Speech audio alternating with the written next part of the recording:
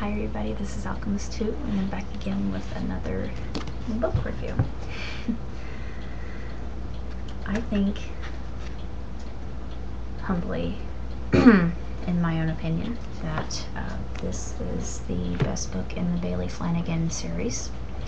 She is currently writing another book in the Baxter series called Coming Home. And it's not coming out until June, but as far as the Bailey series is concerned, I think this is the tops. And the reason for that is it tells Bailey stories as well as Brandon's and Cody's and Andy's. And they are all interconnected in their ways. And it's very intriguing to see that, because life is like that, as well as those of us who are awakened to the fact that we're all interconnected in little ways, even though we can't really understand that interconnectivity that we have, even if it's small. That's why I like the internet. And I could go back on an old Navajo storytelling about Spider Grandmother, but I won't. Getting off topic there. But anyway, this is really a magnificent chapter in Bailey's life, and she actually based Bailey on her own daughter, Kelsey.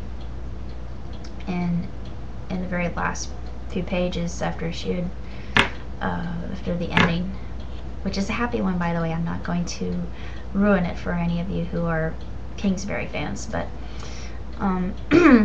everything ends very pleasantly.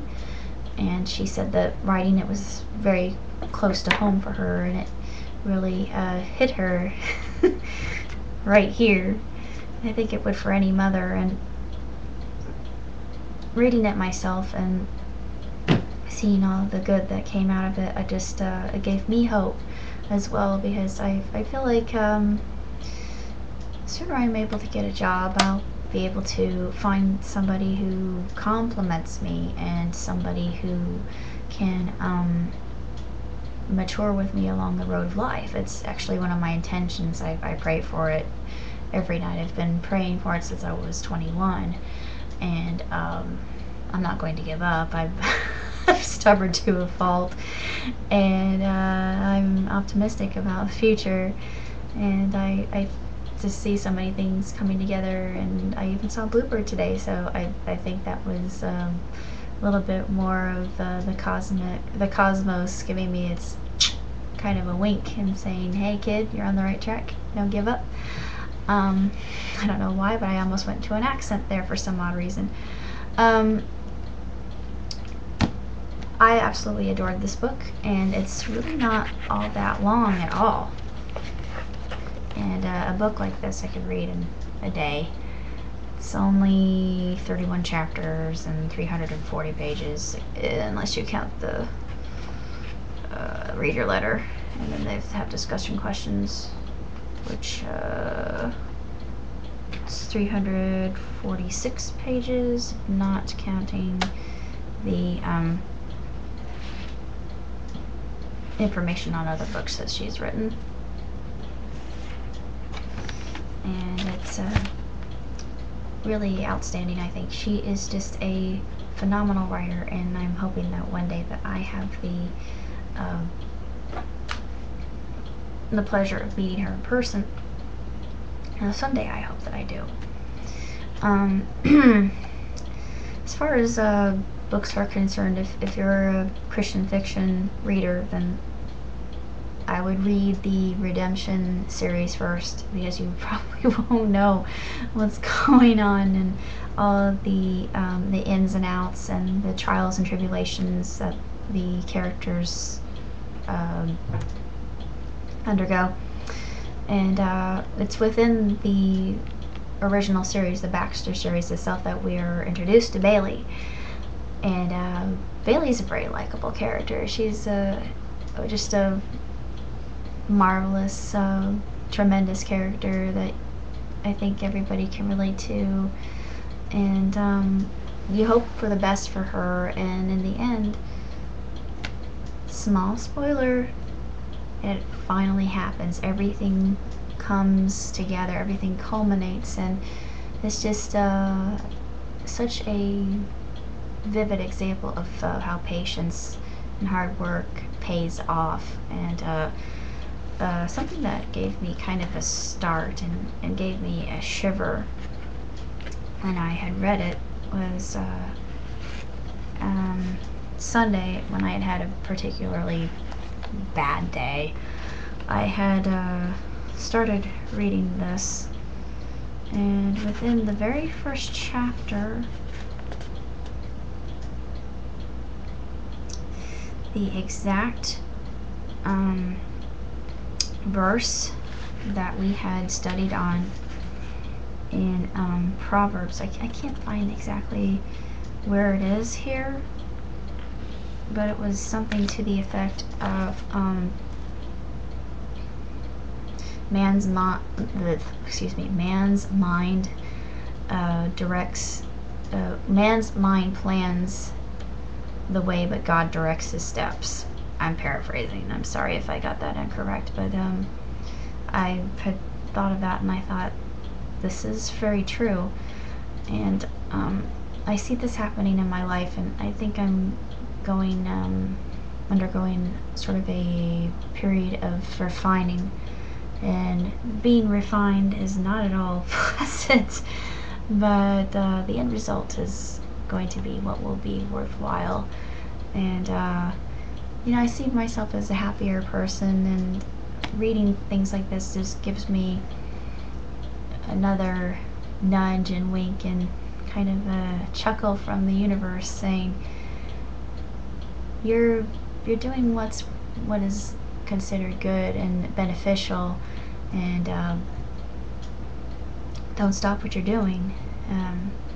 It's what I love to talk about, that's proliferation, or otherwise known as the butterfly effect. One small act can spread throughout all of our world, or even beyond. We don't know how far our actions spread, actually. We're just figuring this out, and we don't understand how we affect others. And it was Carl Sagan who said, we can either be agents for good or for evil, creation or destruction. And I really sincerely believe that. I agree with that. And I'd rather be one of those people like Karen, and writes books such as this, things that inspire people, things that give people hope and promise. And like it says in her books, her life verse is Jeremiah 29:11. For I know the plans I have for you, plans to prosper you and not to harm you, plans for hope and a future. And I've seen that so many times, and it struck a chord with me so fiercely that I can't let it go. When I know that things are coming together and things will happen, and I just have to keep on. I have to fight the good fight, as it were, and keep on trucking, as they said back in the 60s. And I just hope that I gave somebody a little bit of inspiration. On my fans out there, I thank you for all your support. Even though I can't see you, I do care, and I give you my thanks, and I graciously, of course. And I hope that you've enjoyed my little review here. And if you have a chance to pick this up, you can probably get it on Amazon the most cheaply. You can find it on eBay. It's really easy to come by. Karen Kingsbury, she's just a dynamo. She is a maverick in the writing world. I love her so much. She's become one of my favorite authoresses. Yeah, I know, really archaic term, but I'm affected, so sue me.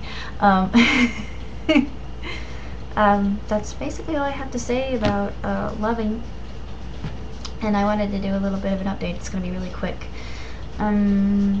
My compy has decided to go completely daft on me for some odd reason. I don't know why it's deciding to be a pain in the tuchus, but she is. She's just not willing to cooperate with me. I call her Techna. Yeah, I name my technological implements. Yeah, that's another one of my little quirks. But Techna is not working as she should. All of the programs that I have on her just are not working as at all. Just none of them work. So after I take my final, which is Monday, I will call Comcast and see if they can help me repair all the problems that I have on my compy.